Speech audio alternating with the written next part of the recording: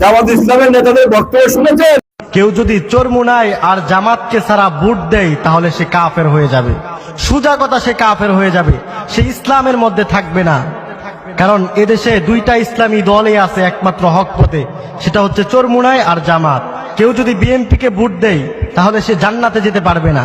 সুতরাং জামাতের পক্ষে ভোট না দিলে ইসলামের বিরুদ্ধে করা হবে।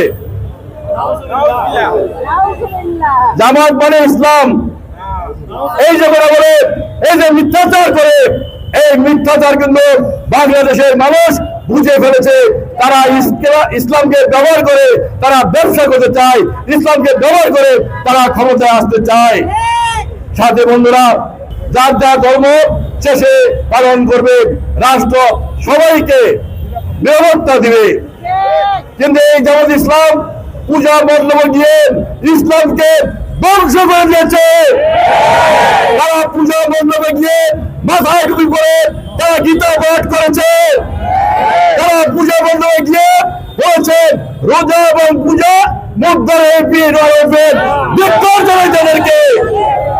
জামাতের নেতারা বলেছেন এই পূজা মণ্ডপে আসতে পারে আল্লাহ তাআলার কাছে শুকরিয়া আদায় করছি। ধিক্কার জানাই জামাতকে।